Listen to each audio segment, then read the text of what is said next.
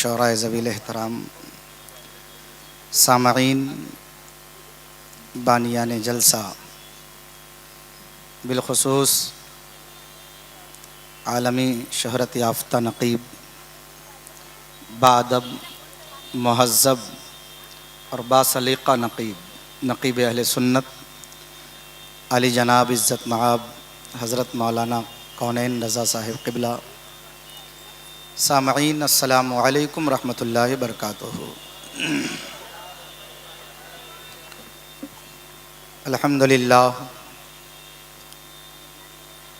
الحمدللہ الذی کفا وسلام علی حبیبہ المصطفیٰ اما بعد، فقد قال اللہ تبارک و تعالی فی القرآن المجید والفرقان الحمید، لا تہنوا ولا تحزنوا وانتم العالون ان کنتم مؤمنین۔ صدق اللہ المولانا العظیم وصدق رسولہ النبی الامین المتین الکریم، ونحن علی ذلک لمن الشاہدین والشاکرین والحمد للہ رب العالمین۔ یا خدا از بہر جناب مصطفیٰ امداد کن، یا رسول اللہ از بہر خدا امداد کن، آمین۔ یا شہید کربلا یا دافع کرب و بلا، گل رخاں شہزادہ گلگو قبا امداد کن۔ قادریم نعرہ یا غوث اعظم می زنم، دمز شیخ احمد رضا خان قطب عالم می زنم۔ بگرداب بلا افتاد کشتی، ضعیفان شکستہ رات و پشتی، بحق خواجہ عثمان ہارون مدد کن یا معین الدین چشتی۔ آمین۔ بلغ العلا بکمالہ، کشف الدجا بجمالہ، حسنت جمیع خصالہ، صلو علیہ وآلہ صلی اللہ تعالی علیہ وسلم۔ وہ جو نہ تھے تو کچھ نہ تھا، کیا کہنے کیا کہنے، وہ جو نہ ہو تو کچھ نہ ہو۔ جان ہے وہ جہان کی، اور جان ہے تو جہان ہے۔ سبحان اللہ۔ اور یا رسول اللہ، زمین و زمان تمہارے لیے، کیا کہنے، یا رسول اللہ، زمین و زمان، زمین و زمان تمہارے لیے، مکین و مکان تمہارے لیے، واہ، چنین و چنا تمہارے لیے، دہن میں زباں تمہارے لیے، ہم آئے یہاں تمہارے لیے، اٹھے بھی وہاں تمہارے لیے۔ واہ واہ واہ واہ واہ۔ ہم آئے یہاں تمہارے لیے، اٹھے بھی وہاں تمہارے لیے۔ اور اعلیٰ حضرت عظیم البرکت مجدد دین و ملت الشاہ امام احمد رضا خان فاضل بریلوی علیہ الرحمت و رضوان مکمل نبی کی شان بیان کرنے میں رطب اللسان ہیں۔ ارشاد فرماتے ہیں، اللہ کی سرتابہ قدم شان ہے یہ، واہ واہ، انسان نہیں انسان وہ انسان ہے یہ۔ سبحان اللہ۔ قرآن تو ایمان بتاتا ہے انہیں، ایمان یہ کہتا ہے میری جان ہے یہ۔ واہ واہ واہ واہ واہ، ایمان یہ کہتا ہے میری جان ہے یہ۔ عزیزان محترم، آج کا یہ عظیم الشان تاجدار مدینہ کانفرنس مکمل اپنی شان و شوکت کے ساتھ آپ کے سامنے علماء کرام کی موجودگی، شعراء ذویل احترام کی حاضری، بے شک، اور ہم سب کی عقیدت و محبت کے ساتھ جاری اور ساری ہے۔ علی جناب عزت مآب حضرت حافظ و قاری شہنواز عالم صاحب، جنہوں نے بڑی محنت اور مشقت کے ساتھ یہ جلسہ سجایا ہے، میں مبارکباد پیش کرتا ہوں حافظ شہنواز صاحب کو اور ان کے معاونین جو ان کے ساتھ ماشاءاللہ مل کر آج کے اس عظیم الشان پروگرام کا انعقاد کیا ہے۔ سبحان اللہ۔ مولا سب کو دارین کی نعمتوں سے مالا مال فرمائے۔ آمین آمین۔ میں دعا کرتا ہوں مولا مجھے حق بولنے، آپ سب کو حق سننے، حق سمجھنے اور حق پر عمل کرنے کی توفیق عطا فرمائے۔ آمین ثم آمین۔ میرا مزاج بالکل سب سے ہٹ کر ہے۔ نقیب اہل سنت عالی جناب عزت مآب مولانا کونین رضا صاحب کشش جو نقیب اعظم سیمانچل ہیں، اور الحمدللہ ان کی نقابت سیمانچل ہی نہیں بلکہ ہندوستان کے اکثر صوبوں میں اپنی پہچان الگ بنا رہی ہے۔ میں دعا کرتا ہوں مولانا موصوف کو اللہ رب العزت اور ترقی عطا فرمائے، آمین اور زبان میں سلاست و روانگی عطا فرمائے۔ آمین۔ مجمع کی قلت اور کثرت پر میں نظر نہیں رکھتا، شہر محبت بریلی شریف کی سرزمین سے چل کر کیا کہنے۔ میں حاضر خدمت ہوں، اور پچھلے سال بھی یہ فقیر آپ کے روبرو حاضر تھا، اور اس سال بھی آپ سے ملاقات کا شرف ملا۔ اللہ ہماری آپ کی ملاقاتوں کو قائم رکھے، آمین۔ اور پروردگار مجھے حق بولنے کی توفیق عطا فرمائے۔ آمین ثم آمین۔ ایک بار ہم سب مل کر حبیب پروردگار شفیع روز شمار دونوں عالم کے مالک و مختار، جن کی شان یہ ہے کہ جہاں بانی عطا کر دیں، بھری جنت ہبا کر دیں، نبی مختار کل ہے جس کو جو چاہیں عطا کر دیں۔ کیا کہنے مفتی صاحب، زندہ اس باد۔ نبی کی بارگاہ میں غلامانہ، عاشقانہ، محبتانہ، ملتجیانہ، واہ۔ ایماندارانہ انداز میں درود پاک پڑھیں۔ اللہم صلی اللہم صلی علی سیدنا سیدنا مولانا محمد بارک وسلم، صلاۃ و سلاما علیک یا رسول اللہ، صلاۃ و سلاما علیک یا حبیب اللہ صلی اللہ تعالی علیہ وسلم، اسألک شفاعتک یا رسول اللہ صلی اللہ تعالی علیہ وسلم۔ عزیزان محترم، میں نے جس آیہ کریمہ کی تلاوت کی، حالات کے پیش نظر آج جو ہماری قوم بڑی کم فہمی اور کم علمی کے بنا پر اپنے آپ سے یہ سوال کرتی نظر آ رہی ہے کہ آخر ہماری زندگی میں ہوگا کیا؟ دن پہ دن ہم کمزور ہوتے جا رہے ہیں، دنیا ہمیں کمزور کر رہی ہے، اللہ، اور ہر چہر جانب سے عدو دین، دشمنان اسلام ہم پر حملہ آور ہے۔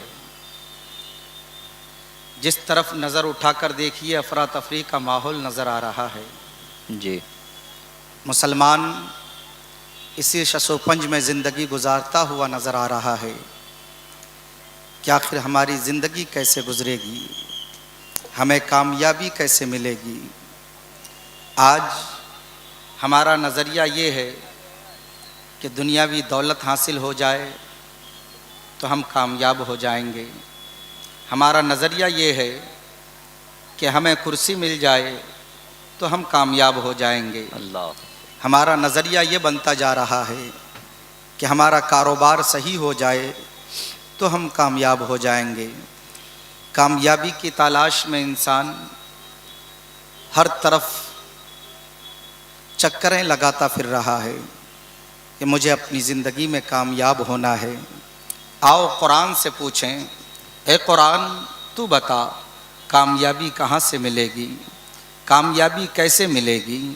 تو اللہ کا کلام ہمیں اس طرف اشارہ کر رہا ہے، لا تہنوا ولا تحزنوا وانتم العالون ان کنتم مومنین، گھبراؤ نہیں، غم مت کرو، تم ہی کامیاب رہو گے بشرطے کہ مومن کامل بن جاؤ۔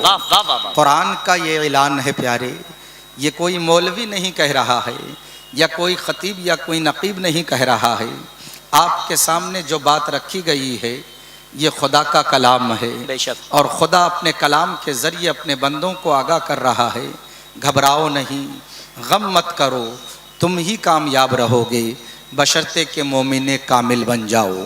اللہ نے صراحتاً فرما دیا کہ میرے بندو، کامیابی تمہارے مقدر میں ہے، کامرانی تمہارے مقدر میں ہے، تم ہی کامیاب رہو گے، فقط تمہارے ذمے یہ ہے کہ تم مومن کامل بن جاؤ۔ اب ہم اپنی زندگی کا جائزہ لیں کہ ہم نے کلمہ پڑھا ہے لا الہ الا اللہ محمد الرسول اللہ صلی اللہ تعالی علیہ وسلم، ہم نے محمد الرسول اللہ صلی اللہ تعالی علیہ وسلم کا کلمہ پڑھا، غلامی مصطفیٰ کا دعویٰ آج ہمارے پاس ہے، نبی کریم صلی اللہ تعالی علیہ وسلم سے سچی وفاداری کا دعویٰ آج ہم کرتے ہوئے نظر آ رہے ہیں، مگر دعوے کے ساتھ دلیل ہمارے پاس کچھ بھی نظر نہیں آ رہی ہے، صرف دلیل کے طور پر یہ جلسے رہ گئے ہیں، دلیل کے طور پر ہمارے نعرے رہ گئے ہیں، دلیل کے طور پر ہم نعرے رسالت لگا لیا کرتے ہیں، مگر اس خوش فہمی میں مبتلا مت رہنا کہ ہم دلیل کے طور پر صرف نعرے لگا لیں، یا دلیل کے طور پر صرف ہم اپنے جلسے سجا لیں، یا بے پناہ رقم خرچ کر کے ایک عالی شان جلسہ منعقد کر لیں، اور ملک و ملت کے بڑے بڑے خطباء نقباء و شاعروں کو بلا کر ہم نے ایک بھیڑ اکٹھی کر لی تو کامیابی ہماری قدم چومے گی۔ اس خوش فہمی میں کبھی مبتلا نہ ہونا، اس لیے کہ کامیاب وہی ہوگا جس کے بارے میں اللہ رب العزت نے فرما دیا ان کنتم مومنین، بشرطے کہ تم مومن کامل بن جاؤ۔ اب ہماری جستجو اس طرف ہونی چاہیے کہ ہمیں مومن کامل بننا ہے، ہمیں مومن کامل بننا ہے، ہم اپنے ایمان کو کامل بنانا ہے، اور کامل ایمان کے ساتھ ہمیں اپنی زندگی گزارنی ہے۔ ذرا ہم اپنی زندگی کا جائزہ لیں، آج ہماری زندگی کس انداز میں گزر رہی ہے، کس طور پر گزر رہی ہے؟ کیا یہی زندگی ہے کہ ہم بے رہ روی کے شکار ہو کر اپنی زندگی کو گزاریں؟ کیا یہی زندگی ہے جس زندگی میں بندگی نہ ہو؟ یقیناً وہ زندگی نہیں ہے، بلکہ ایسی زندگی تو جانور بھی گزارا کرتے ہیں، کھاتے پیتے اور وہ بھی دنیا سے اپنی زندگی گزار کر چلے جاتے ہیں۔ اگر ایسی زندگی ہم بھی گزارنا شروع کر دیں کہ کھائے پیے اور اپنی زندگی گزار کر دنیا سے چلے جائیں، تو پھر ایک جانور کی زندگی میں اور ہماری زندگی میں کیا فرق آئے گا؟ اللہ نے حکم دیا کہ مومن کامل بن جاؤ۔ اب مومن کامل بننے کے لیے سب سے پہلے اپنے عقیدے کو درست کرنا پڑے گا، سب سے پہلے اپنے عقیدے کا جائزہ لینا ہوگا، کہیں ہمارا عقیدہ گلا ملا تو نہیں ہے، کہیں ہمارا عقیدہ پلپلا تو نہیں ہے، کہیں ہمارا عقیدہ ادھر ادھر بھٹکنے والا تو نہیں ہے، کہیں ہمارا عقیدہ ایسا تو نہیں ہے کہ یہ بھی صحیح ہے وہ بھی صحیح ہے، کہیں ہمارا عقیدہ ایسا تو نہیں ہے کہ نبی کریم جناب محمد الرسول اللہ صلی اللہ تعالی علیہ وسلم کی تعظیم و تکریم صرف بڑے بھائی کے مثل ہے، کہیں ہمارا عقیدہ یہ تو نہیں ہے کہ نماز میں اگر نبی کا خیال آ جائے تو نماز نہیں ہوگی، کہیں ہمارا عقیدہ اس سے تو ملا جلا نہیں ہے۔ حضرات محترم، سب سے پہلے ہمیں اپنا عقیدہ درست کرنا ہوگا۔ عقیدہ یہ ہونا چاہیے کہ سب سے اعلیٰ و اولا ہمارا نبی، سب سے بالا و والا ہمارا نبی، کیا خبر کتنے تارے کھلے چھپ گئے پر نہ ڈوبے نہ ڈوبا ہمارا نبی، اور قدر بدلی رسولوں کی ہوتی رہی، قرن بدلی رسولوں کی ہوتی رہی، شمع وہ لے کر آیا ہمارا نبی، وہ ہمارا نبی جو سب سے اعلیٰ ہے، سب سے افضل ہے، جو سب سے برتر و بالا ہے، وہ ہمارا نبی ہے۔ اب نبی کو ہم نے سب سے اعلیٰ مانا ہے، نبی کو سب سے افضل مانا ہے، نبی کریم جناب محمد الرسول اللہ صلی اللہ تعالی علیہ وسلم کی زندگی ہمیں اپنی زندگی سے زیادہ محبوب ہے، اسی لیے تو اعلیٰ حضرت عظیم البرکت مجدد دین و ملت الشاہ امام احمد رضا خان فاضل بریلوی فرماتے ہیں کہ نبی کریم جناب محمد الرسول اللہ صلی اللہ تعالی علیہ وسلم کی زندگی پر ہم اپنا سب کچھ قربان کر دیں پھر بھی ہم حق ادا نہیں کر سکتے۔ یہ ایک جان کیا ہے اگر ہو کروڑوں تیرے نام پر سب کچھ نثارا،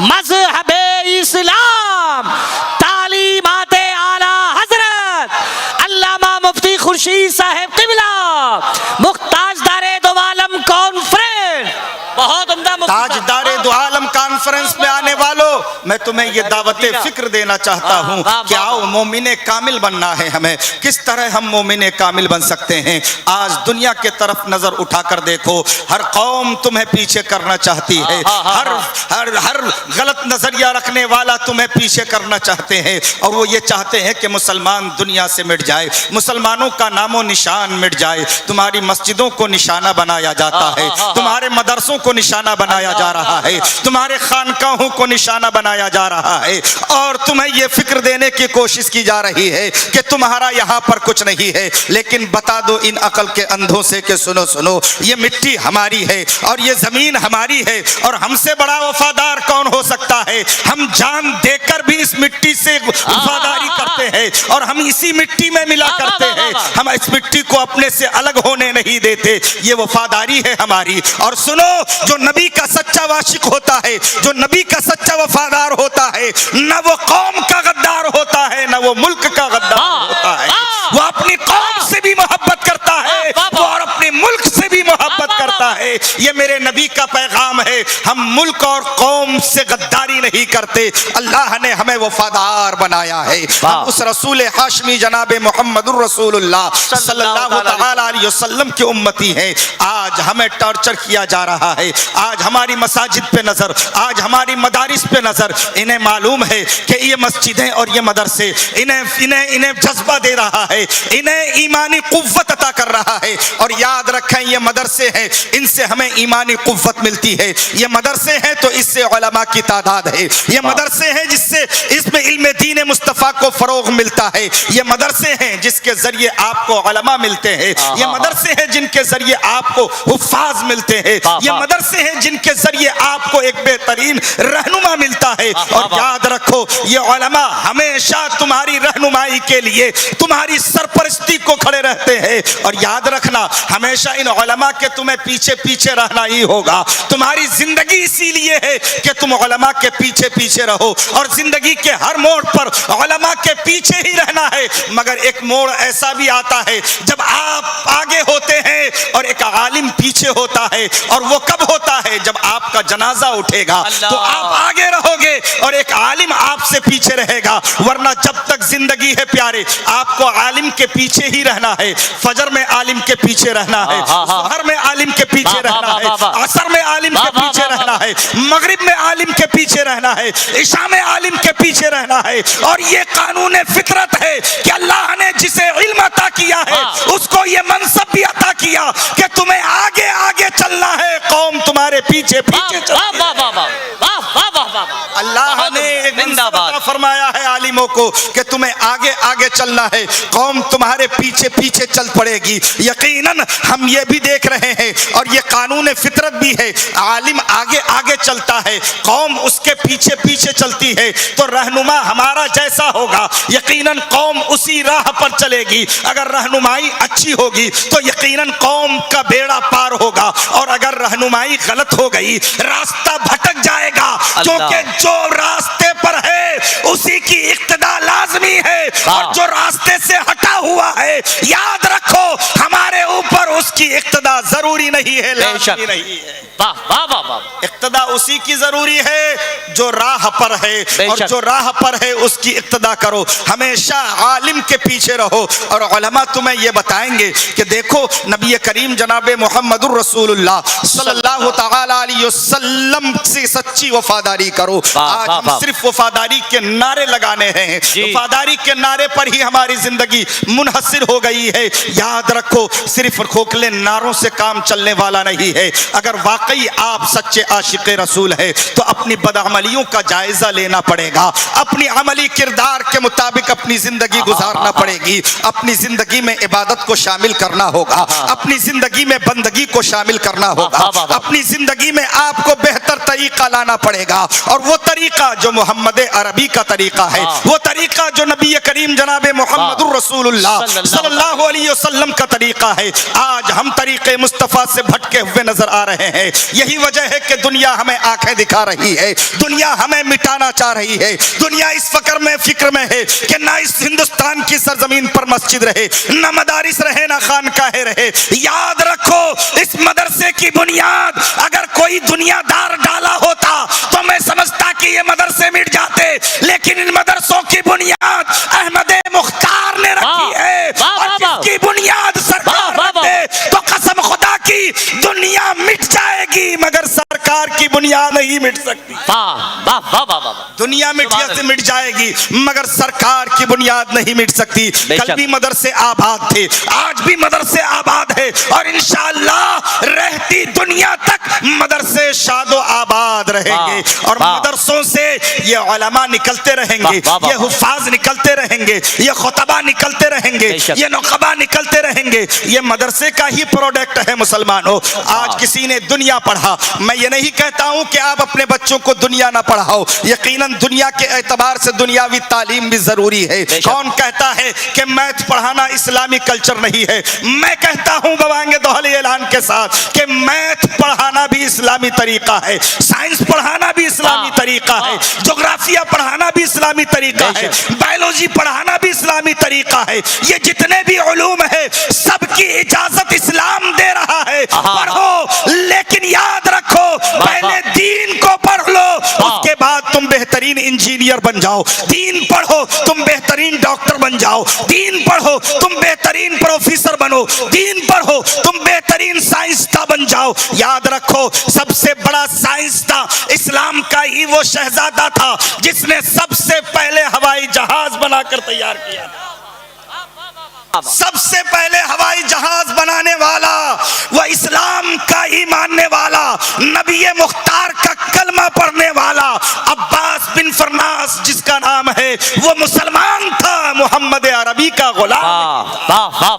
اور آج ہم سوچتے ہیں کہ مدارس میں پڑھا کر کیا ہوگا بچوں کو۔ یاد رکھو میں مدرسے میں پڑھانے کے لیے اس لیے کہتا ہوں کہ کہیں صرف کالجز اور اسکولوں میں پڑھ کر تمہارا ایمان کا جنازہ نہ نکل جائے پیارے۔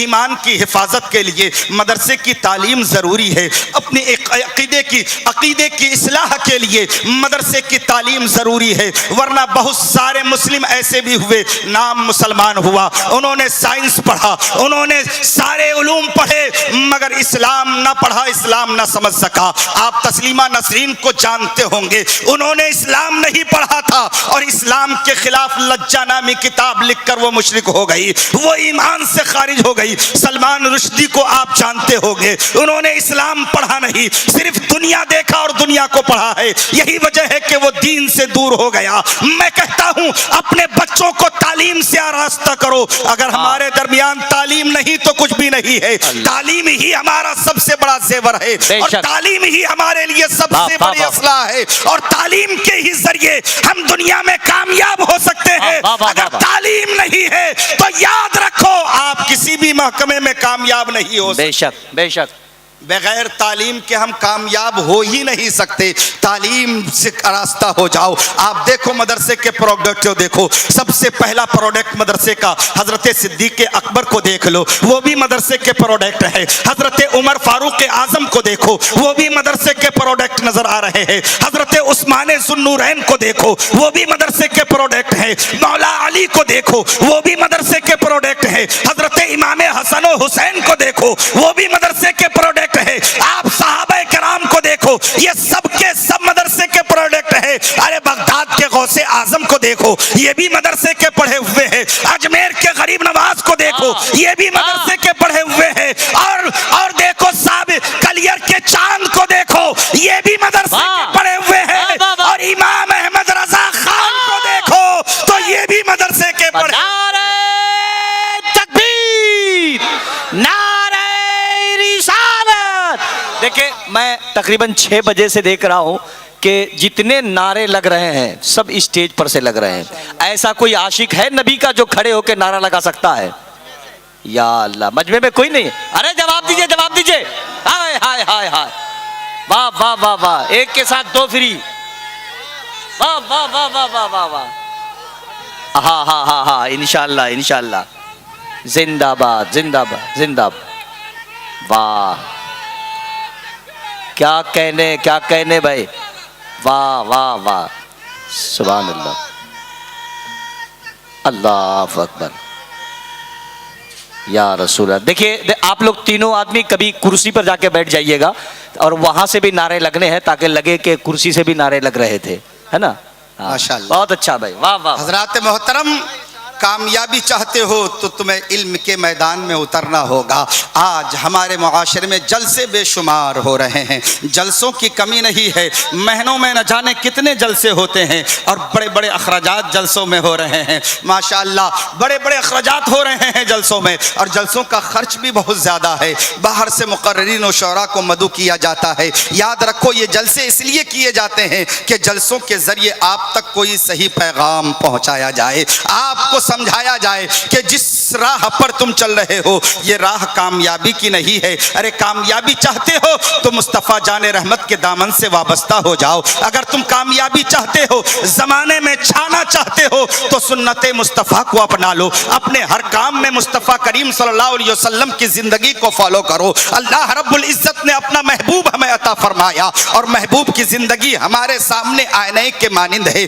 ہم یقیناً مصطفیٰ کی زندگی کو بتاتے ہیں، اور ہر ایک شخص اپنے محبوب جناب محمد الرسول اللہ صلی اللہ علیہ وسلم کو جانتا ہے۔ مصطفیٰ کریم صلی اللہ علیہ وسلم کی زندگی ہمارے سامنے ہے۔ حضرات محترم، آج ہم نبی کا نعرہ تو لگاتے ہیں، سید کونین جناب محمد الرسول اللہ صلی اللہ علیہ وسلم کے نام اقدس کو سن کر یقیناً ہمارے دلوں کو ٹھنڈک پہنچتی ہے، لیکن یاد رکھو سچا عاشق تو وہی ہے جو اپنا کردار مصطفیٰ کے کردار کے مطابق کر لے، جو اپنا کیریکٹر مصطفیٰ کے کیریکٹر کے مطابق کر لے، جو اپنی زندگی مصطفیٰ کے زندگی کے مماثل کر لے، جو اپنی زندگی کے ہر کام کو نبی کریم جناب محمد الرسول اللہ صلی اللہ علیہ وسلم کے کام کے پیش نظر کرنا شروع کر دے۔ یاد رکھو اگر ہم اس پر عمل پیرا ہو گئے تو دنیا ہمارے قدموں میں ہوگی اور رب اپنا وعدہ پورا کرے گا، لا تہنوا ولا تحزنوا وانتم الاعلون ان کنتم مومنین۔ گھبراؤ نہیں، غم مت کرو، تم ہی کامیاب رہو گے بشرطے کہ مومن کامل بن جاؤ۔ سبحان اللہ، سبحان اللہ۔ حضرات ہمارا طریقہ جو مسلمانوں کا طریقہ تھا، ان طریقوں کو لوگ دیکھ دیکھ کر اپنی زندگی سنوارتے ہیں۔ بے شک آپ غیر ممالک پر نظر اٹھا کر دیکھیں، آج بڑا افسوس کا مقام یہ ہے کہ ہم نے غیروں کے طریقے کو اپنا لیا ہے، اپنا طریقہ بالائے طاق رکھ دیا ہے۔ آج ہم نے غیروں کے کلچر کو اپنانے میں فخر محسوس کیا ہے کہ ہمارے پاس انگریزی طریقہ ہوگا تو یقیناً ہمیں اس سے بڑی تقویت ملے گی۔ آج ہم پہناوا انگریزوں کا پہن رہے ہیں، آج ہم طور طریقہ انگریزوں کا اپنا رہے ہیں، آج ہم نے پڑھائی بھی ان لوگوں کی اپنا لی، سارے کام ہم ان کے طریقے پر کر رہے ہیں اور اپنا آئیڈیل ہم نے دوسروں کو بنانا ہے۔ حضرات محترم، جبکہ ہمارا آئیڈیل مدینے کے تاجدار جناب محمد الرسول اللہ صلی اللہ علیہ وسلم ہونا چاہیے، لیکن بڑے افسوس کے ساتھ مجھے یہ کہنا پڑ رہا ہے کہ ہم نے اپنا آئیڈیل محمد الرسول اللہ صلی اللہ تعالی علیہ وسلم کو بنانے کے بجائے ایکٹروں کو اپنا آئیڈیل بنانا شروع کر دیا، فلم سٹار والوں کو اپنا آئیڈیل بنانا شروع کر دیا، کوئی چمکتے چہرے نظر آئے ان کو اپنا آئیڈیل بنانا شروع کر دیا۔ یاد رکھو ان کو آئیڈیل بنانے میں کامیابی نہیں ہے، ارے اپنا آئیڈیل محمد عربی کو بناؤ تو تمہاری زندگی میں انقلاب آئے گا اور پھر دنیا دیکھ کر یہ کہے گی یہ دیکھو غلام رسول آ رہا ہے، یہ دیکھو محمد عربی کا چاہنے والا آ رہا ہے، یہ دیکھو مصطفیٰ کا دیوانہ آ رہا ہے۔ حضرات محترم، آج ہم نے سارے طریقے غیروں کے اپنائے ہیں، نہانے سے لے کر کھانے تک غیروں کا طریقہ آج ہمارے اندر ہے۔ حضرات ہم ذرا برابر بھی نہیں سوچتے ہیں کیا اسلام نے ایسی چیز کی اجازت دی ہے؟ ہم اسلام کو بالائے طاق رکھ کر دنیا میں مست ہے اور دنیا داری اس قدر ہمارے سر چڑھا ہوا ہے، اس قدر ہمارے اندر سرایت کر چکا ہے کہ ہم اپنے فنکشنوں میں بھی دنیا داری ہی قائم رکھتے ہیں اور کھڑے کھڑے کھانے کا رواج آج ہمارے یہاں موجود ہے، حتیٰ کہ ہم سنت کو فراموش کرتے ہوئے نظر آ رہے ہیں، یہاں تک کہ ہم کھانے سے پہلے بسم اللہ بھی بھول جایا کرتے ہیں۔ کھانا ہوتا ہے اسٹینڈنگ والا، کھڑے کھڑے کون کھاتا ہے یہ ذرا آپ بتاؤ؟ اسلام میں کسی نے اجازت دی ہے کہ کھڑے ہو کر تم کھا لو، تمہارے لیے جائز ہے؟ کسی بھی عالم سے پوچھو آپ کہ مولانا یہ بتا بتائیے کھڑے ہو کر کھانا کیسا ہے؟ چاہے وہ کم پڑھا لکھا ہی کیوں نہ ہو، وہ یہ کہے گا خبردار کھڑے ہو کر کھانے کے لیے میرے آقا جناب محمد الرسول اللہ صلی اللہ علیہ وسلم نے منع فرمایا ہے۔ اس کے باوجود 5 وقتہ نماز کے پابند ہیں، میں انہیں بھی دیکھتا ہوں کہ وہ کھڑے کھڑے محفلوں میں کھاتے ہوئے نظر آ رہے ہیں، ہمیں ذرا برابر بھی غیرت محسوس نہیں ہوتی، ہم نے سنتوں کو چھوڑا۔ یہی وجہ ہے کہ آج رسوائی اور ذلت نے ہمارے اوپر سایہ کر لیا ہے۔ حضرات محترم، اس رسوائی اور ذلت کے دلدل سے نکلنا چاہتے ہو تو سنت رسول کو اپناؤ اور سنت کے مطابق اپنی زندگی گزارنا شروع کر دو، پھر دیکھو کیسے ہماری زندگی میں تبدیلی آتی ہے، پھر دیکھو ہماری زندگی میں بدلاؤ کیسا آتا ہے۔ حضرات محترم، ایک چھوٹی سی مثال میں آپ کے سامنے پیش کروں۔ ہم جو کرتے ہیں اس پر وہ لوگ ریسرچ کرتے ہیں، ہمارے نماز میں ریسرچ کرتے ہیں، ہمارے وضو میں ریسرچ کرتے ہیں، ہمارے چال چلن میں ریسرچ کرتے ہیں، ہمارے طور طریقوں پر ریسرچ کرتے ہیں۔ میں نے ایک واقعہ پڑھا تھا، ایک عالم دین فلائٹ کا سفر کر رہے تھے اور فلائٹ میں جس سیٹ پر وہ بیٹھے ہوئے تھے اس کے برابر میں ایک انگریز بیٹھا تھا جو بہت بڑا سائنٹسٹ تھا، وہ بیٹھا ہوا تھا۔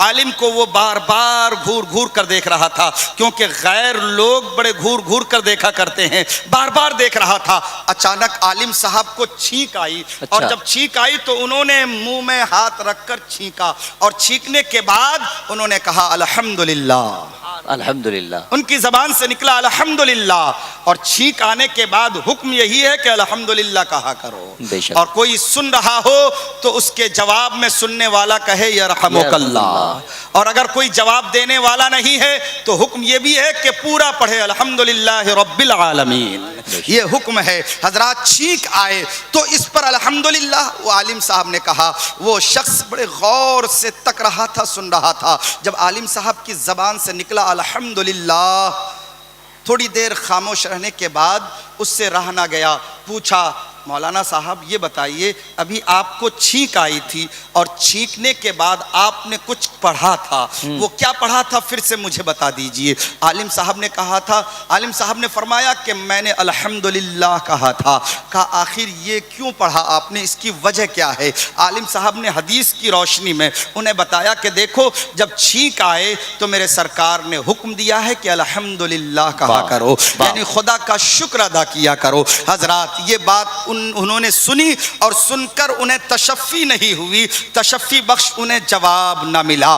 وہ فلائٹ لینڈ کرنے کے بعد عالم صاحب اپنے راستے گئے، وہ اپنے راستے چلا، اور اپنے گھر جانے کے بعد یہی بات اس کے دماغ میں گھوم رہی تھی کہ ایک مولانا چھینک کے بعد الحمدللہ کیوں پڑھا۔ اس پر انہوں نے ریسرچ کرنا شروع کر دیا، اس پر انہوں نے غور کرنا شروع کر دیا، اور غور کرتے کرتے وہ اس نتیجے پر پہنچا کہ چھینک کیوں آتی ہے، چھینک کس لیے آتی ہے، چھینک کب آتی ہے۔ جب اس پر انہوں نے ریسرچ کیا تو اس پر نتیجے پر پہنچا کہ چھینک اس وقت آتی ہے جب دل میں کوئی کچرا پھنس جاتا ہے۔ اللہ اکبر، دل جو دل انسان کے اندر موجود ہے وہ دل پورے جسم میں خون پہنچانے کا ایک بہترین آلہ ہے، جو پیر کے ناخن سے لے کر سر کے بال تک خون سپلائی کرتا ہے، دل کے ہی ذریعے خون پورے جسم میں خون سپلائی ہوتا ہے۔ حضرات وہ نتیجے پر پہنچا کہ جب خون کی نلیوں میں کوئی کاربن پھنس جاتا ہے، کوئی کچرا اٹک جاتا ہے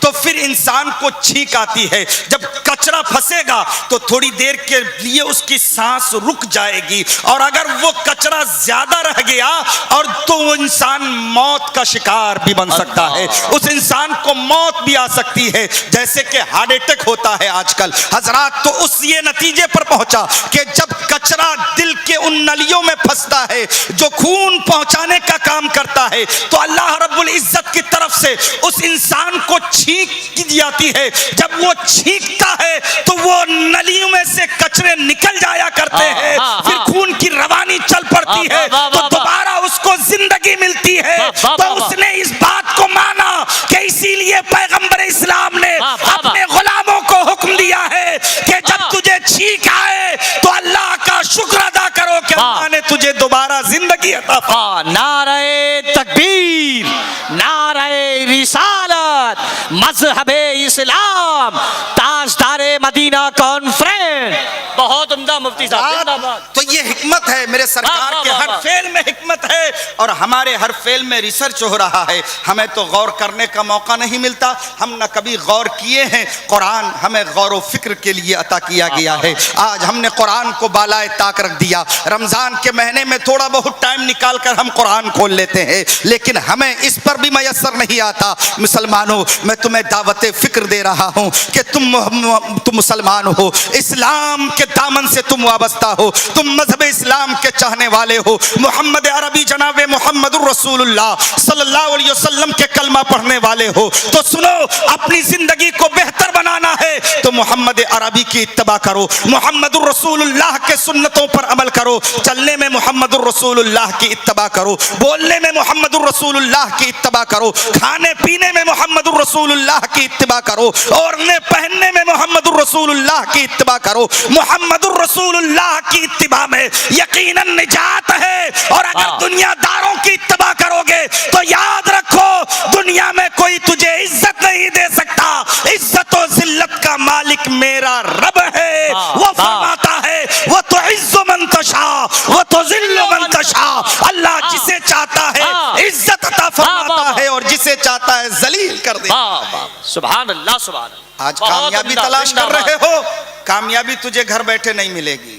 تم چاہتے ہو نمازوں سے دور رہیں، کامیاب ہو جائیں، ہرگز ممکن نہیں. تم سوچ رہے ہو کہ صرف جلسہ سن کے چلے جائیں گے کامیاب ہو جائیں گے، ہرگز ایسا نہیں ہو سکتا. تم کیا سوچتے ہو کہ ہم نے کسی بزرگ کے نام پر لنگر کر دیا کامیاب ہو گئے؟ ہرگز نہیں ہو سکتے. کامیابی صرف لنگر کرنے میں نہیں ہے، کامیابی صرف جلسہ سننے میں نہیں ہے، کامیابی صرف گھروں میں بیٹھ کر ادھر ادھر کرنے کے لیے نہیں ہے، بلکہ کامیابی تجھے جب ملے گی جب تم محمد الرسول اللہ کے سنتوں پر عمل کرو گے. اپنے چہروں کو درست کرو، اپنے کردار و کیریکٹر کو درست کرو، اپنی زبان کو درست کرو، اپنے اندر محمد عربی کا طرز پیدا کرو. اور یاد رکھو، جب تم اخلاق حسنہ سے اپنے آپ کو مزین کرو گے تو دنیا تمہیں یقیناً سلوٹ کرتے ہوئے نظر آئے گی، اور پھر دنیا کہے گی ہاں یہ غلامان رسول ہے، یہ محمد عربی کے چاہنے والے ہیں، یہ مصطفیٰ جان رحمت کے ماننے والے ہیں، انہوں نے غلامی مصطفیٰ کا پٹا اپنے گلے میں ڈالا ہے. اور یاد رکھو، جس نے بھی غلامی مصطفیٰ کا پٹا گلے میں ڈالا، دنیا کبھی اسے زیر نہیں کر سکی ہے. دنیا لاکھ کوشش کر لے پیارے، یاد رکھو، دنیا لاکھ کوشش کر لے، اسلام کل بھی تھا اور آج بھی ہے اور رہتی دنیا تک اسلام قائم و دائم رہے گا. آج چلے گئے ہمیں مٹانے کے لیے، مگر یاد رکھو نور حق شمع الہی کو مٹا سکتا ہے کون؟ جس کا حامی ہو خدا اس کو مٹا سکتا ہے کون؟ یہ بھول جائیں، نہ کل ہم مٹے تھے، نہ آج ہم مٹے ہیں، نہ رہتی دنیا تک ہمیں کوئی مٹا سکتا ہے. ارے یہ جو پریشانیاں ہیں یہ سب ہماری بدعملیوں کا نتیجہ ہے، ورنہ دنیا کی کوئی طاقت ہمیں زیر نہیں کر سکتی. کیا کہنے کیا کہنے. یہ بڑے خوش فہمی میں ہیں کہ ہم انہیں مٹا لیں گے. ارے جب ہم کم تھے تو نہ مٹے، اور الحمدللہ آج تو ہم کروڑوں میں ہیں. واہ بے شک. چلے تھے یہ غریب نواز کے ہاں، واہ، انہیں پتہ ہی نہیں ہے کہ غریب نواز کے کھراؤں میں وہ طاقت ہے. کیا بات ہے، واہ، کہ بال ایک بھی سر پہ نہ بچے. یاد رکھو، وہ غریب نواز ہے، سلطان الہند ہے، وہ معین الدین ہے. ارے ان کے باپ داداؤں نے ہٹا نہ سکا. وہ کم تھے، جب تو صرف چند تھے جو غریب نواز کے ساتھ آئے تھے، صرف چند تھے. پوری فوج مل کر، پوری بادشاہت مل کر، پورے جادوگر مل کر غریب نواز کو اجمیر سے ہٹا نہ سکے تو یہ اپنے میاں مٹھو یہ کیا ہٹائیں گے غریب نواز کو؟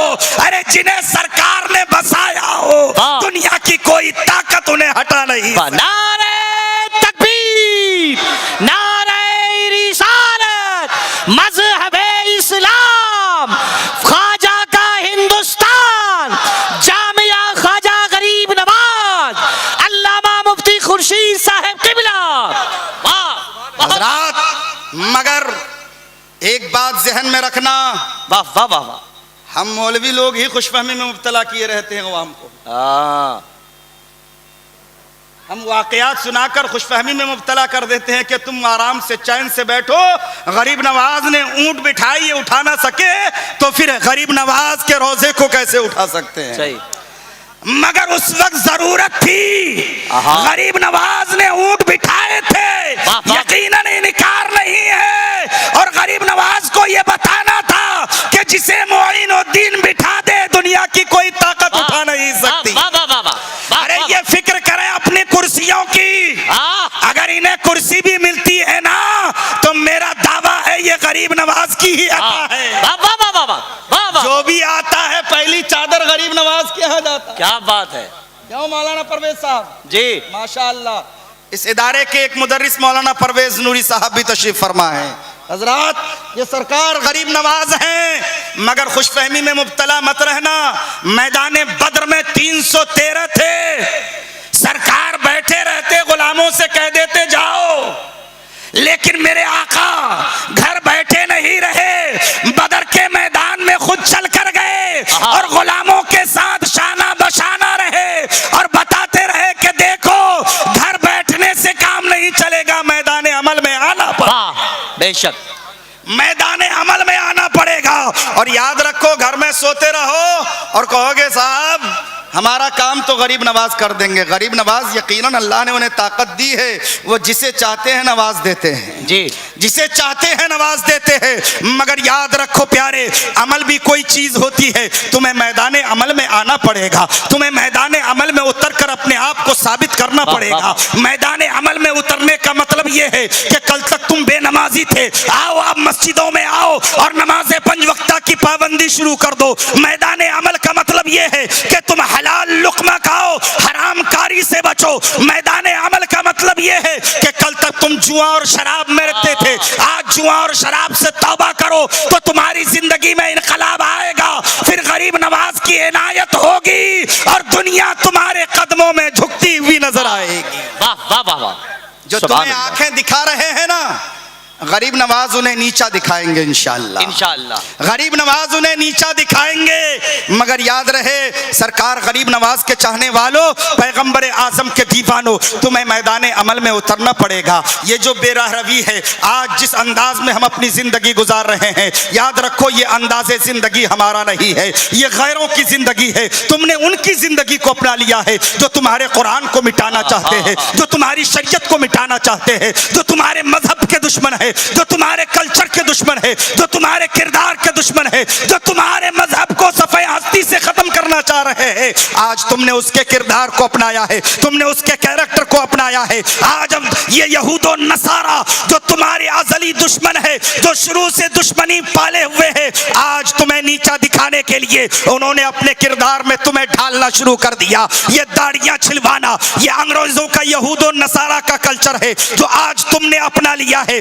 اپنے بالوں کو اس طرح کٹوانا کہ جس طرح کوئی ایکٹر کٹوا رہا ہو کہ ادھر سے کم ادھر سے زیادہ. یہ طریقہ اسلامی طریقہ نہیں ہے. آج نوجوان ہاتھوں میں کنگن پہن کر گھومتے نظر آ رہے ہیں. یہ کنگن پہننا حرام ہے, حرام ہے. آج نوجوان بال بڑھا کر چٹیا باندھ کر چلتا پھرتا نظر آ رہا ہے. اچھا خاصا اللہ نے مرد بنایا ہے, لیکن عورتوں جیسی شبیہ اختیار کرنے میں نوجوان فخر محسوس کر رہے ہیں. اور میں نے تو نوجوانوں کو یہاں تک دیکھا کہ کانوں میں بالی نظر آ رہی ہے آج نوجوانوں کی. آزان ہو رہی ہے.